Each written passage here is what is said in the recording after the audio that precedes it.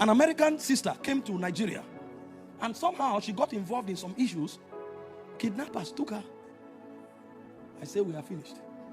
We started praying.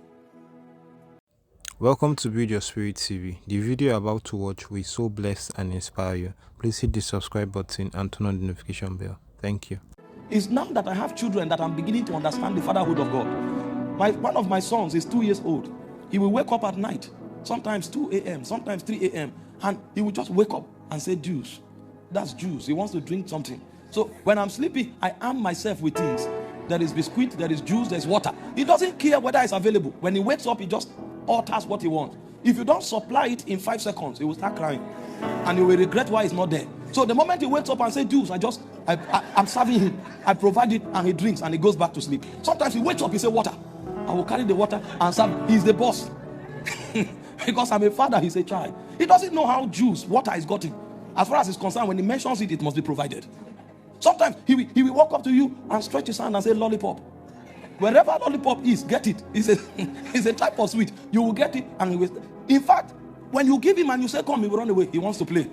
I'm a busy man. I don't have time. What do you need me for? He only comes to you when he needs something. And if you don't provide it, he will be offended that you couldn't provide it. When you give your heart to Christ, you will discover God is Father. And as Father, he's benevolent. He provides even when you are not reasonable. All you need to do is to demand. You just demand and he provides. Then a point comes as you start growing, you will discover God is not only Father. You will now discover that God is also Judge. Because when you get to Mount Zion, he's introduced as the judge of all. So as a judge, he gives verdict to things based on the merit that they deserve. At that point, you will now learn how to grow. If you don't grow, there are things you cannot have. So he said the heir, so long as he's a child, is not different from a servant, even though he's Lord of all. So the judge will place him under tutors and governors. So you have to learn, you have to merit certain things to have it. Because if I keep giving you everything you want, you remain an infant. That's why the day you put your child in school, going to school, he was crying, but you said, go. Your tears cannot make me keep you at home. If I keep you at home, I'm not helping you. So go to school, even though you don't like it. You need to learn to grow. So your child will go to school against his will. You are acting as a judge. You have weighed realities and you have chosen the one that he needs, not the one he wants. God is also a judge. And then you will still discover that God is called Master or Lord. As you grow, you keep discovering these things. That the things in your possession are not yours. You are a steward. He is the owner of everything, including your life. You will discover that your life is not your own. That's why you were not asked when life was put in your vessel. And when you are going back, nobody will ask you. If you have intimacy with him, he can give you knowings and inclinations that you will soon come back. But you will never, your permission will not be sought when you are taken back. You will just be taken back because the life is not your own. You are a caregiver. You are a caretaker. You are a steward of that life. That's why you will know that God is Lord. He's Adonai. He's the master and the possessor of realities. And then you will also discover that God is a king. As a king, he has an agenda. The earth, he didn't just create the earth for things to happen randomly. He created the earth because he has a government that he wants to extend to the earth realm. And so the third thing that makes your life relevant is the degree to which you participate with him in advancing his agenda. You know, all of us here may be British citizens, but when it has to do with the agenda of this nation, we are not at the same level. That's why in salvation we are equal, but in kingdom we are separated into cadres. So there are people in the parliament who make decisions for the nation. You will also be a citizen, but you will not make decisions that will bind on the nation. It's the degree to which you participate with God in advancing his agenda that gives you relevance. Because not every Englishman is equal. There is an Englishman who is trying to survive. There's another Englishman who is a prime minister, who will speak and it will bind on the whole English nation. So you see that your participation in kingdom gives you relevance. It's not even how old you are. Because the prime minister is not the oldest Englishman. But the prime minister holds a scepter in government that gives him authority to speak, and it binds on whether the young or the old. So in fact, we pray for the prime minister to be wise. Because if he's not wise, he can make a decision that will affect us, even though we are not connected. So when we are dealing with the subject of encounter, we are talking about an interaction, experiential interaction with God. You must come to a point where in your lifetime, you experience God, you encounter God for yourself. It's beyond what a preacher told you. It's beyond what your father told you. It's beyond what your mother told you. You must come to a point where you can say, I have met this God. He is real. I can bank my It is from that point that Christianity will make sense to you. If you don't get to a point where you encounter him for yourself, in the day of trouble, you will question your conviction. You know what Satan does? Satan will not attack your conviction when you are celebrating in church. Satan will not attack your conviction when you are receiving a blessing. Satan will attack your conviction when there is warfare. When your resources are under attack, your health is under attack, and Satan will ask you, that God you spoke about, what did you say again? Did you say he's real? Did you say he's a healer? Did you say he blesses? Did you say he's faithful? And you will be shocked if you have not encountered him, that circumstances will make you reverse on your conviction. This is why we deal with the subject of encounters, because when you begin to encounter God, three things will happen to you. Number one, there will be a conviction furnished on account of revelation. You will have a conviction that is based on the encounter that you have had. Even if you cannot explain it, even you will not be able to deny it. Number two, there will be a transformation furnished, because if you meet this God, he will change you. The Bible says we all with unveiled face, beholding as in a glass the glory of the Lord, he said we are changed. Listen, there is no good man anywhere. Everybody you see who is good, everybody you see who is Christ-like, met a dimension of God. Because when you meet him, you are transfigured into his likeness. So when you see people who are like God, it's because they have met God. If you have not met him, you can't become like him. Encounters transform. There are deliverance-based encounters. In Daniel chapter 3, verse 24 to 25, we saw that Daniel was cast into the fire in the company of his friends, Shadrach, Meshach, and Abednego. But suddenly in that fire, a fourth man appeared. And the king was the one who recognized him. He said, who is the fourth man? And guess what the king said? He looks like the Son of God. And I said, wait a minute. So you know the Son of God? You know the Son of God, yet you fight the people who stand with the Son of God? So you know about the Son of God. When you saw him, you recognized him. So why are you not worshiping him? See, even your enemies need to see certain things happen in your life before they bow to your God. They know you have a God. They believe in your God, but they don't know he's around. That's why you need an encounter. Somebody said you are finished because he knows the CEO of the company, and then he goes to the CEO. They conclude they will sack you. The next day you come to work, the CEO comes to serve you coffee, and then the person is wondering what happened overnight. Favor has spoken for you. Do you know what the person that cooked up your sack will become afraid of you? If the CEO is serving her coffee, I pray she doesn't tell the CEO I'm an enemy. This is how our life should be. This is why we are a wonder. Isaiah said, I and the children the Lord has given to me. He said we are for signs and we are for wonders. You look at a man, you think this man will die next week. You are even showing compassion. And then the man, after next week, he becomes like an iron. And then the man lives for another 50 years. And you are wondering, I thought he was going to die. A story was told, sir. A man was sick. And so all his friends advised him, let's take a picture together so that we'll remember you when you are gone. After 40 years, all the friends in the picture died. The man was still alive.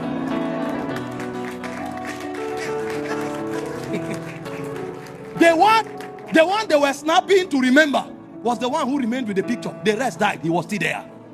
That's why the Bible said, as the wind bloweth. They said, thou listest not from whence it cometh or where it goeth. He says, so are they that are born of the Spirit. You can't explain our manifestation. You can't explain our reality. Because in anything is possible. Anything is possible. With us, anything is possible. You saw us yesterday, you thought we would die overnight.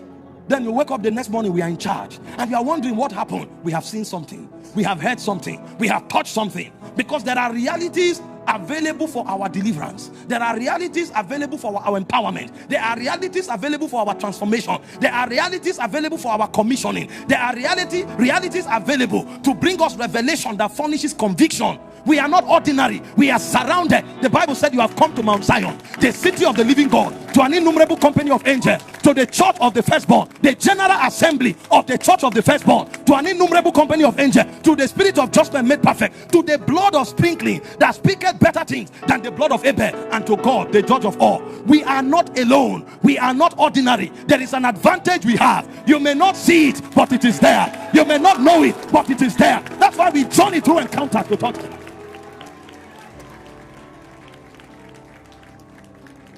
You walked into your office, they saw you as one man. They didn't know you came with angelic entities. That they didn't see it does not mean it's not there. The Syrian army came in their number to arrest Elisha and Gehazi. Gehazi was panicking. Oh, we are finished. Elisha said, don't worry, there's more on our side. That they don't see does not mean it's not there. Brothers and sisters, listen. There is a power awaiting to transform you. There are versions of you that kings will come to, but there is a power you must touch. There is a realm you must enter. Brothers and sisters, there are forces available for your deliverance. You will not die. You will not sink. You will not fail. At the nick of time, something will happen. God will not leave you without a witness. He won't leave you without a witness. He won't leave you. We may live in time, we are not of time. We may live on earth, we are not of earth. We are beings of another aeon. When there is a need for us to have the advantage, that realm will appear. You are in the UK. You should know it better than me. I'm in Africa. If you are stranded, you are stranded. Your government will show up. But you in the UK, if a soldier, maybe an MI6 agent is stranded, don't you think the government will move everything to get that person? That's who we are. That's who we are. Heaven is responsible towards you. You need to know. You need to know. You need to be aware that there is a realm you can touch. There is a power you can access. You are not alone. It may not be seen. It doesn't mean it's not there. It may not be tangible in the physical. It doesn't mean it's not real in the spiritual. You have an advantage. But hear this. Although this advantage is there, there are protocols of accessing it. I didn't know this, sir. An American sister came to Nigeria, and somehow she got involved in some issues. Kidnappers took her. I said, we are finished. We started praying. Her name is Sister Brie. We started chain prayers. I told my people, this prayer will not stop until she comes out. And I think it happened on a Monday, on a Tuesday.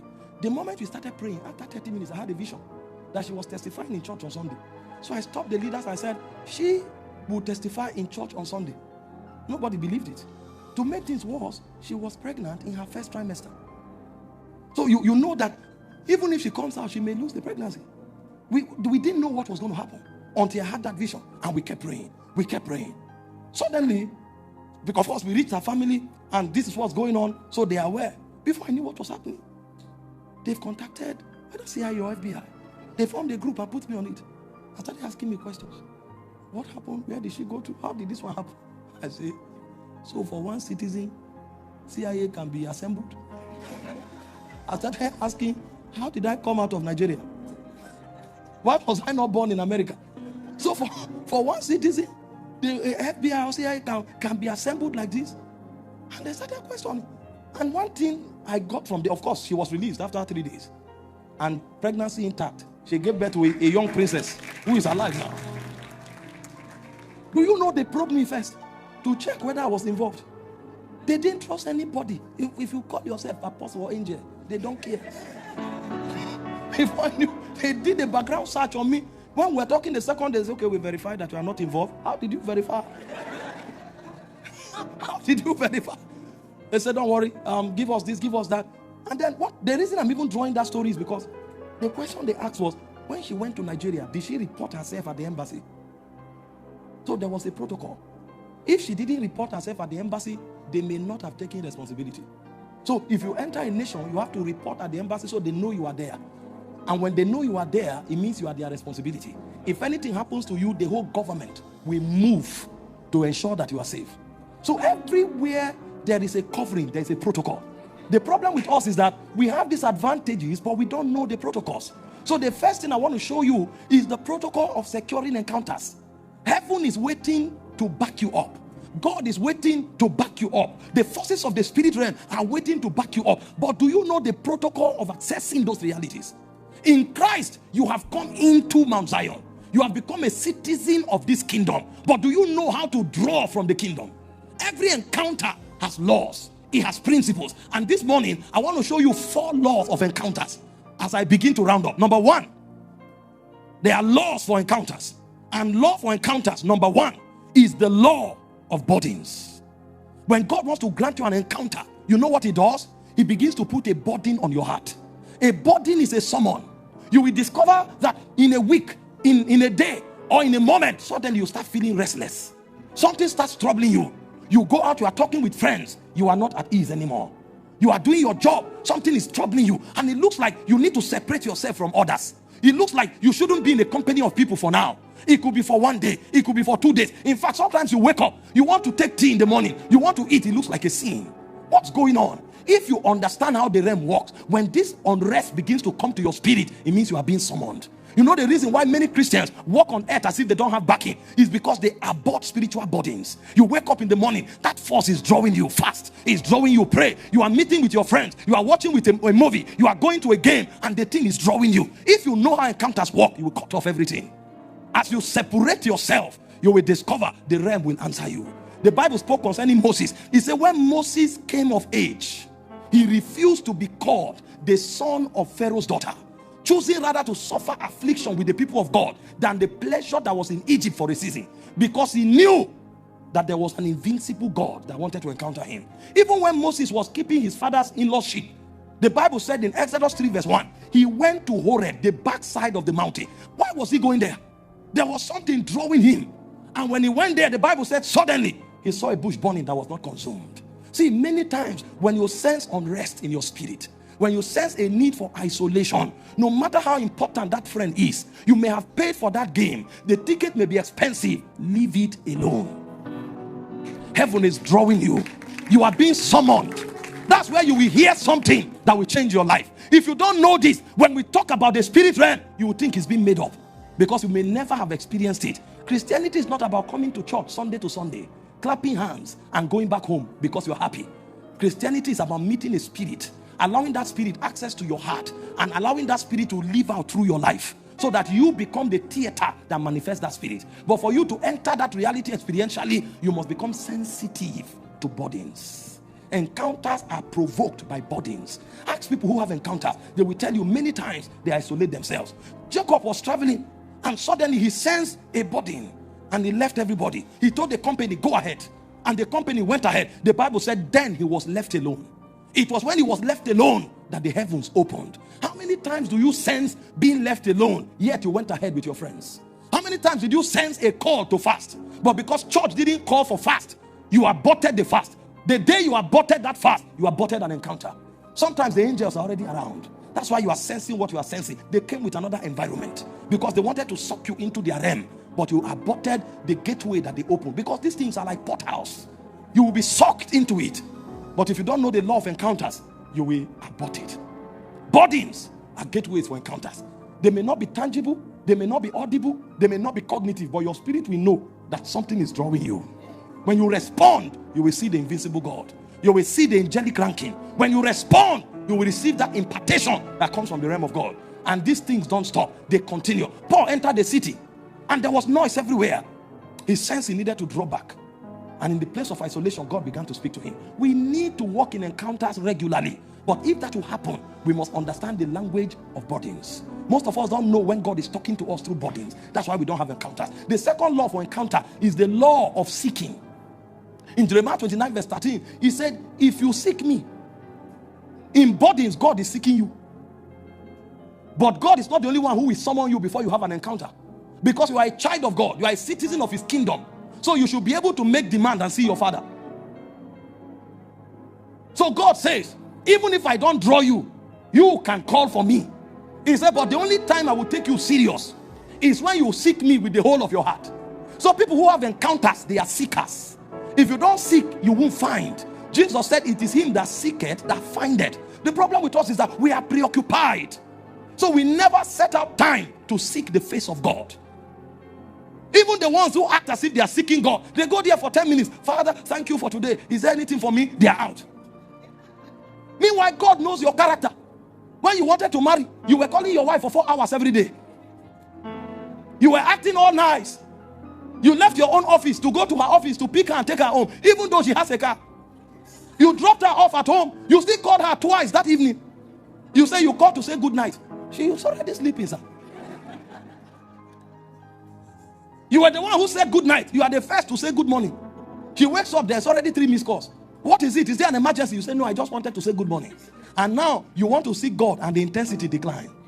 And you think he doesn't know when your heart is seeking something. He knows. When your heart is seeking something, he knows the commitment you give. So if you want to live in the realm of encounter, you must become a seeker. God is not hiding, but God is available to those who desire him.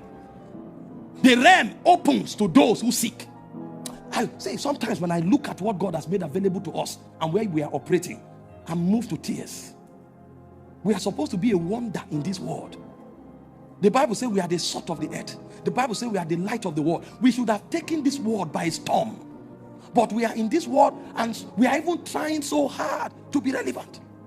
Whereas we are the preservation of the earth. We are the illumination of the earth. We are not living up to 30% of the capacity we have. Because the things that are meant for our advantage, we are not wielding them. When I read the Bible, sometimes I marvel. One man can take a city. The Bible says Philip went to Samaria. He took the whole city. Today, 100 churches can't take a city. Something has gone wrong. The things they commanded, we are not seeing them. And the reason is because we are preoccupied. These guys sought the Lord. They lived their lives seeking and walking with God. You are bigger than what you are told you are. You are bigger than it. For some, the climax of their being is to have a citizenship in the country. You are bigger than that. You're already a citizen of heaven. There's no country that can give you a higher status. So why not seek to wield the power of your nationality in the spirit? We need it. We need seekers to rise again. 168 hours in a week. How many do you dedicate to this God that you say you love and worship? How many hours do you give him? And again, it's not about hours, but hours reflect the value you place on him. How much time do you give him? Some of us, the time we give to our screens, if we gave half of it to God, angels will live physically in our houses. They will be trekking, we'll be colliding with angels. When we go to take tea, they will hit us. Angels will be opening fridges in our houses. 10 hours on screen every day. And then we choke ourselves with fear, with uncertainty, because that's all we see. Meanwhile, there is a realm waiting for you to summon. Encounters are sponsored by deep desires of seeking the face of the Lord. Because of our time. Number 3, encounters are provoked through service. If you read 1 Samuel chapter 3, the man was serving the Lord until he slept in the sanctuary. Even when he was not calling on God, God was calling on him. Samuel, 3 times God called him. He didn't even know the voice of God, but he was serving. Because he served his way into the realm. God called him, he went to Eli. Eli said, I'm not the one.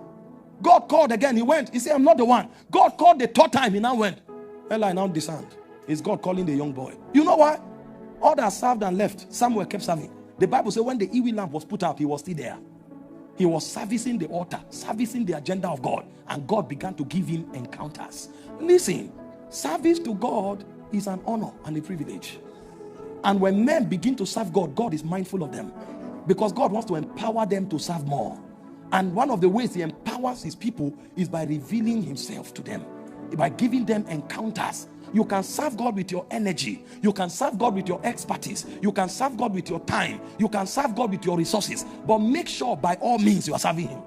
Thank you so much for watching. I hope you were blessed. Please hit the subscribe button and turn on the notification bell so you can be notified when we drop a new video. Thank you.